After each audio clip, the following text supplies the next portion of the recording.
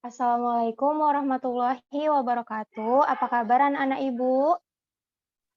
Waalaikumsalam Waalaikumsalam warahmatullahi warahmatullahi wabarakatuh. wabarakatuh. Baik, Bu. Sehat, Bu. Oke, alhamdulillah ya. Semoga semuanya selalu menjaga kesehatan dan selalu dalam lindungan Allah. Nah, oke, langsung saja Ibu absen ya. Tiara Indriani, Hadir, Bu. Vina Adinda, Saya, Bu. Rahmawani Waruh, Hadir, Bu. Lailan Safitri, Hadir, Bu. Miftahul Janah Tanjung, Saya, Bu. Dina Adinda, Saya, Bu. Indah Munte, Saya, Bu. Tiara Indriani, Saya, Bu. Halimah, Saya, Bu. Najihan Ariska. Hadir, Bu. Oke, jadi semua hadir ya. Ada yang nggak hadir? Oh, sepertinya nggak ada ya. Nah, ada baiknya kita sebelum belajar berdoa terlebih dahulu. Oke, langsung saja berdoa dimulai.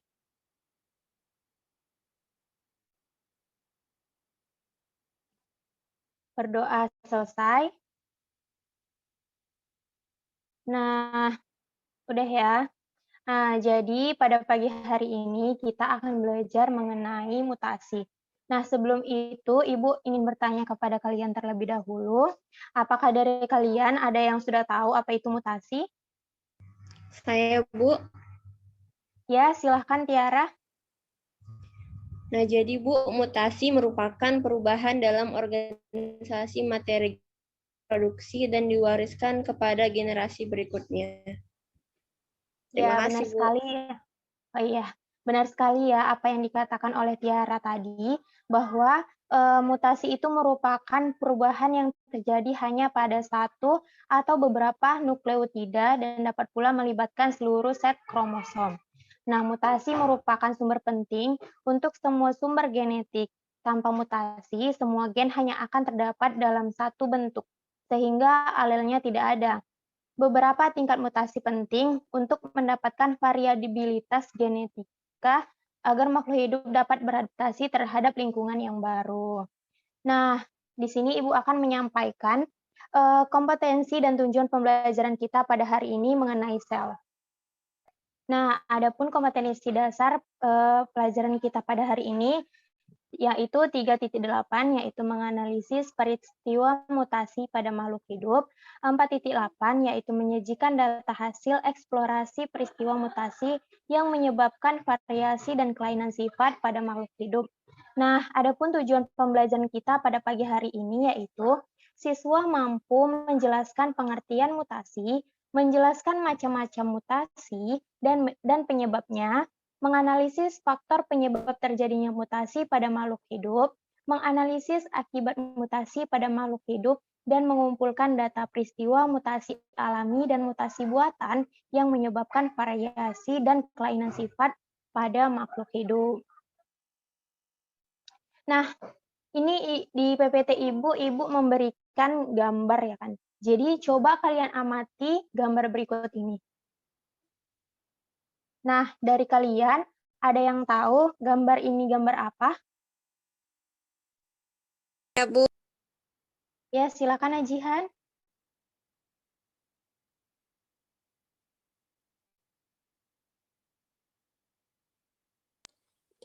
Jadi, Bu, gambar tersebut merupakan semangka tanpa biji. Sekian dari saya, Bu. Coba diulangin Ajihan, nggak kedengeran tadi Najihan.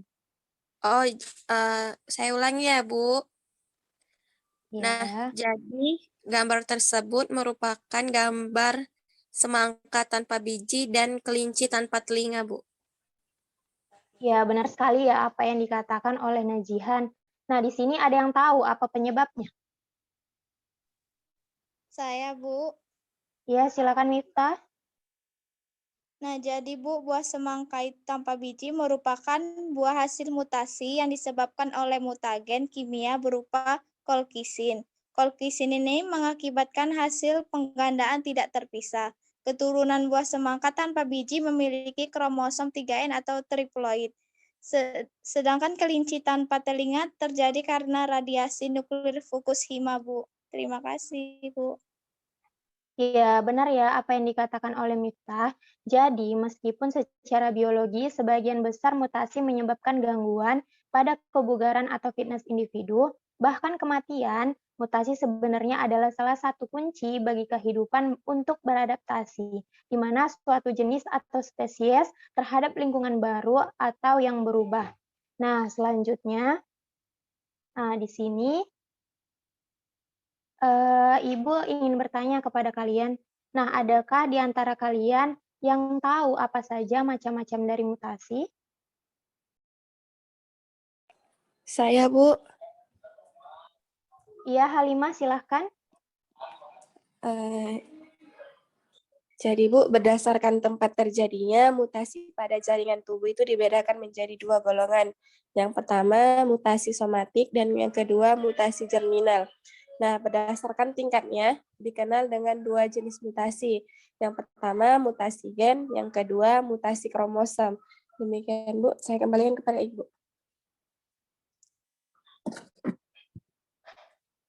Bagus sekali ya pemaparan yang diberikan oleh Halimah. Nah, di sini Ibu akan membagi kalian ke dalam beberapa kelompok untuk berdiskusi. Nah, untuk kelompok 1 itu terdiri dari Nisa, Dina, Maurin, Tiara, Aisyah, dan Anggrian. Silahkan dicatat ya untuk nama-nama kelompoknya. Yang untuk kelompok 2 ada Rifa Indriani, Atala, Ade Widya, Halimah, Miftah, dan Najihan. Untuk kelompok 3 ada Roma, Indah, Dede, Laila, dan Putri. Nah, untuk materi yang akan dibahas itu, untuk kelompok pertama itu mencari faktor penyebab mutasi pada makhluk hidup. Untuk kelompok kedua, mencari akibat mutasi pada makhluk hidup. Untuk kelompok 3, mencari data mengenai mutasi buatan dan mutasi alami pada makhluk hidup. Nah, Ibu beri waktu selama 10 menit untuk kalian berdiskusi. Nah, Ibu persilahkan ya mulai dari sekarang.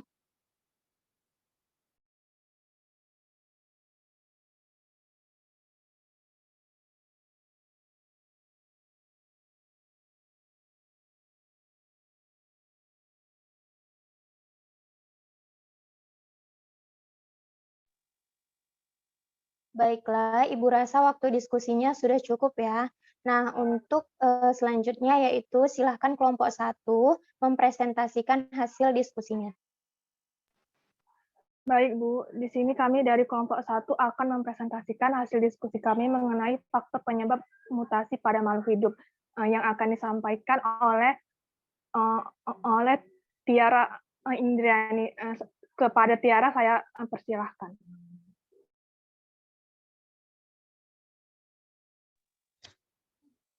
Baik, terima kasih kepada moderator.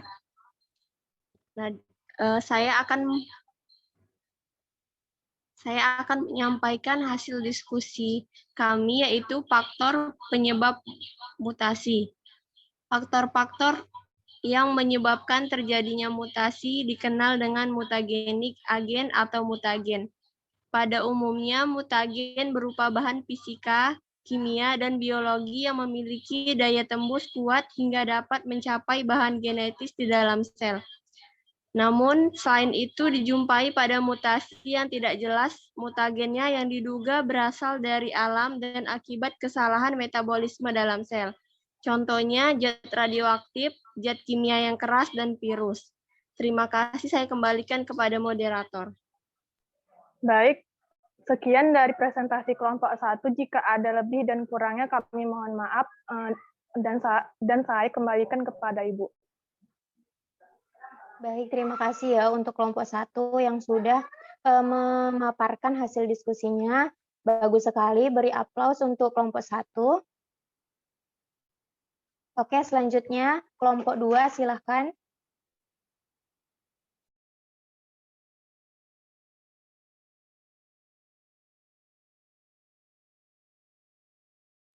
Baik Bu, di sini saya kelompok 2, kami akan mempresentasikan hasil diskusi kami, di mana materi pertama akan disampaikan oleh Najihan. Kepada Najihan saya persilahkan. Terima kasih moderator. Saya akan menjelaskan mengenai akibat mutasi pada makhluk hidup. Nah, dengan terjadinya mutasi pada makhluk hidup, maka akan terbentuk mutasi yang sifatnya berbeda dengan induknya. Perubahan sifat ini bisa menguntungkan, bisa pula merugikan bagi manusia.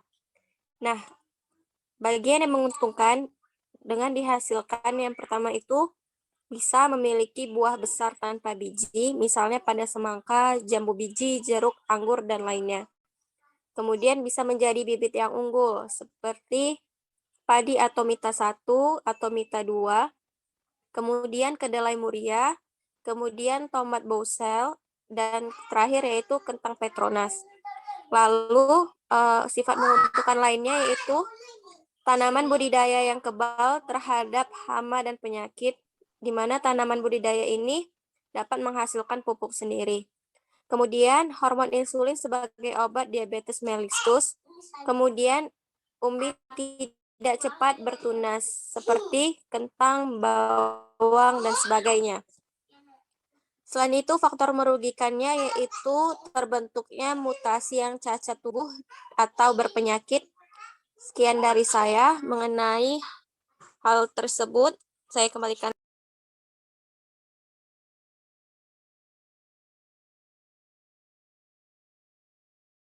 Baik, terima kasih Najihan. Demikian Bu presentasi dari kelompok 2. Saya akan kembalikan kepada Ibu.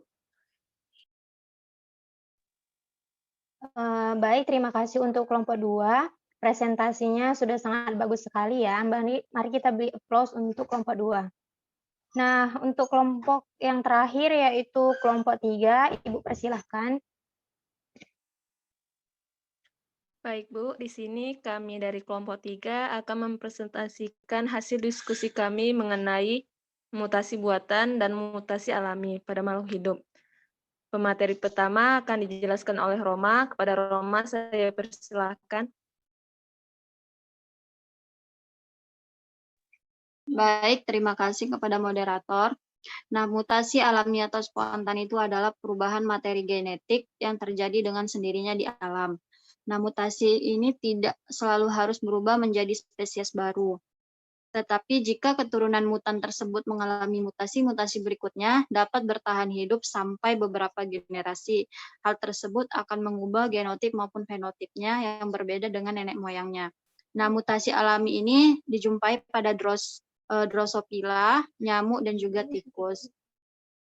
Sementara mutasi buatan atau mutasi induksi ini adalah perubahan materi genetik yang disebabkan oleh usaha manusia. Nah, berdasarkan berbagai hasil penelitian ilmiah, mutasi buatan ini dapat dilakukan dengan berbagai cara, yaitu dengan penempatan organisme terhadap bahan-bahan penyebab mutasi, kemudian penyisipan DNA dan juga mutagen. Nah, contohnya adalah semangka tanpa biji, kemudian kentang kultivar Patronas, kemudian tomat kultivar Boset, dan juga kedelai kultivar Muria. Sekian dari saya kembalikan kepada moderator. Terima kasih kepada Roma. Cukup sekian dari presentasi kelompok 3. Saya kembalikan kepada Ibu. Ya, beri tepuk tangan ya untuk kelompok 3 ya. Presentasinya sudah sangat bagus. Nah, terkait materi kita, ada yang ingin ditanyakan? Saya Bu. Ya, silakan Dina. Jadi pertanyaannya Bu, jadi apakah mutasi juga bisa terjadi pada manusia ya Bu? Oke, Terima bagus kasih. sekali ya pertanyaannya. Nah, adakah dari kalian yang bisa menjawab? Saya, Bu. Ya, silakan Maureen. Baiklah, mutasi juga tentunya bisa terjadi pada manusia. Bahkan terdapat contoh kasus mutasi gen pada manusia. Yang pertama, kanker atau tumor. Kanker atau tumor salah satu contoh mutasi genetik pada manusia yang kasusnya sangat banyak.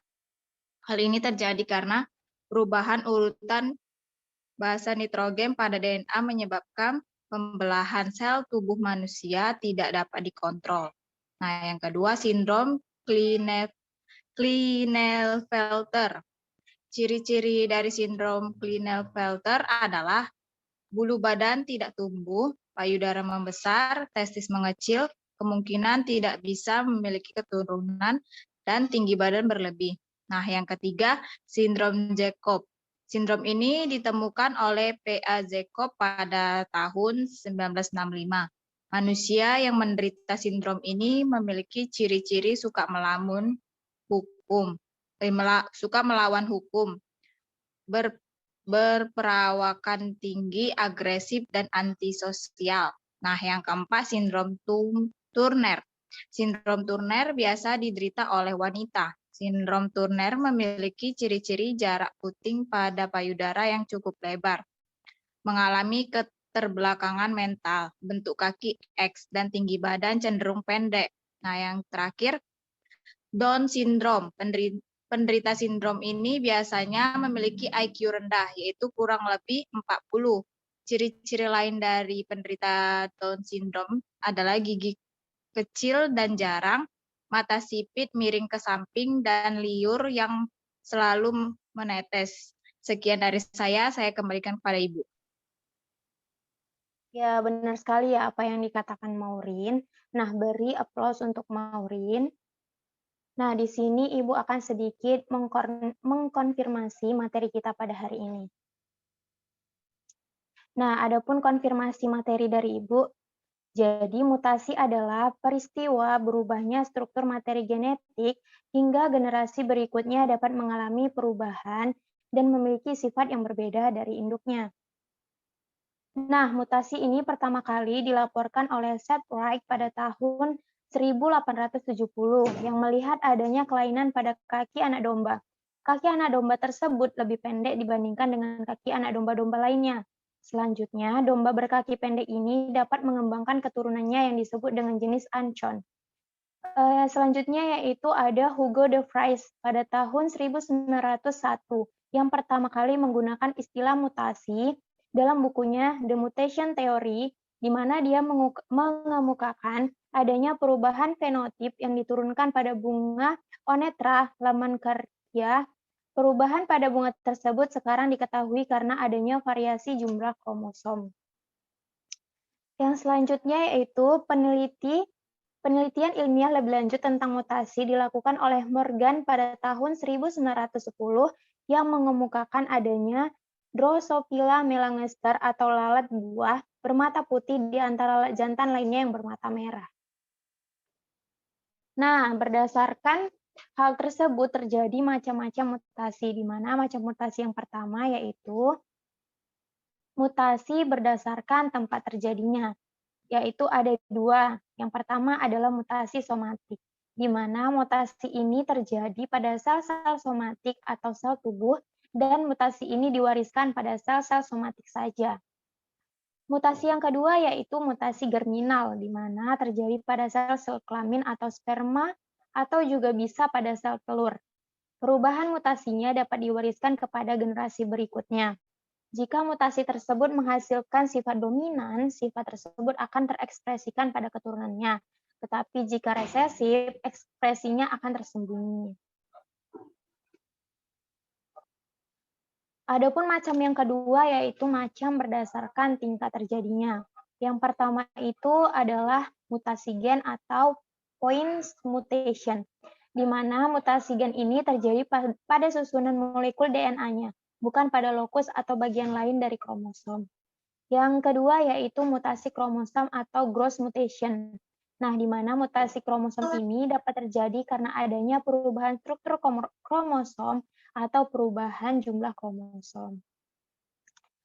Adapun faktor-faktor penyebab mutasi seperti yang sudah dijelaskan tadi ya oleh kelompok oleh kelompok pertama ya tadi, oleh kelompok 1, bahwa faktor yang pertama yaitu mutagen fisika, di mana beberapa mutagen fisika ini antara lain radiasi pengion sinar X, sinar alfa, sinar beta, dan sinar Y yang dipancarkan oleh isotop radioaktif. Yang kedua yaitu sinar ultraviolet, dan yang ketiga yaitu sinar kosmis. Faktor penyebab mutasi yang kedua yaitu mutagen kimia, di mana mutagen kimia ini berpengaruh terhadap DNA yang sedang bereplikasi ataupun yang tidak bereplikasi, antara lain gas mustard, nitrogen mustard, etil metan, sulfonat, dan lain-lainnya. Nah, selain oleh mutagen fisika dan mutagen kimia, mutagen dapat juga disebabkan oleh virus atau bakteri yang lebih dikenal dengan sebutan mutagen biologi. Nah, untuk kelompok ke berapa tadi yang membahas mutasi alami? Kelompok 3 ya? Kelompok 3, Bu.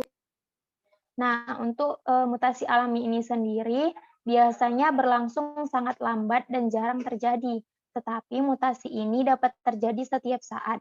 Mutasi alami ini diduga disebabkan oleh berbagai hal, yaitu sinar kosmis, bahan radioaktif alam, sinar ultraviolet matahari, kesalahan sewaktu terjadinya replikasi DNA, radiasi internal dari bahan radioaktif yang mungkin masuk ke dalam tubuh melalui makanan atau saluran pernapasan akibat pencernaan bahan radioaktif. Nah, adapun mutasi buatan sendiri atau mutasi induksi adalah perubahan materi genetik yang disebabkan oleh usaha manusia, di mana Hermann G. Muller pada tahun 1890 sampai 1967, dia merupakan sarjana Amerika, memperkenalkan induksi mutasi dengan sinar X pada Drosophila melanogaster. Nah, berdasarkan hasil pengamatannya, Muller ini menyimpulkan bahwa semakin besar dosis radiasi terhadap organisme, maka semakin banyak pula terjadi mutasi. Nah, itu tadi konfirmasi materi hari ini dari Ibu. Nah, Ibu rasa sudah cukup ya materi kita pada hari ini. Nah, adakah dari kalian yang bisa menyimpulkan apa saja yang harus kita pahami pada materi hari ini? Silakan.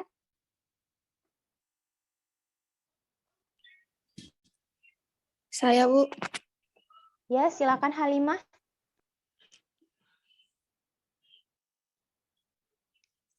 Jadi, kesimpulan materi kita mengenai mutasi bahwa mutasi itu adalah peristiwa berubahnya struktur materi genetik sehingga generasi berikutnya dapat mengalami perubahan dan memiliki sifat berbeda dari induknya. Berdasarkan bagian yang berubah pada materi genetik, mutasi ini dibedakan atas mutasi gen dan mutasi kromosom. Sedangkan berdasarkan tempat terjadinya, mutasi pada jaringan tubuh dibedakan menjadi 2 golongan, yaitu mutasi somatik dan mutasi germinal. Nah, organisme yang mengalami mutasi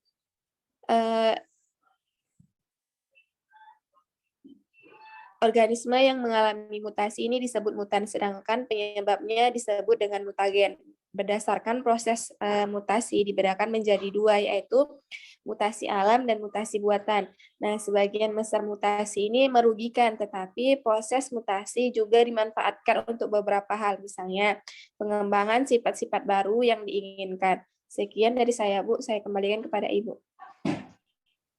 Ya, terima kasih ya kepada Halimah. Kesimpulan materi kita hari ini sudah sangat bagus sekali ya. Nah, untuk tugas selanjutnya, untuk tugas minggu depan, kalian bisa mengerjakan LKS yang sudah Ibu kirimkan di Google Classroom kita ya.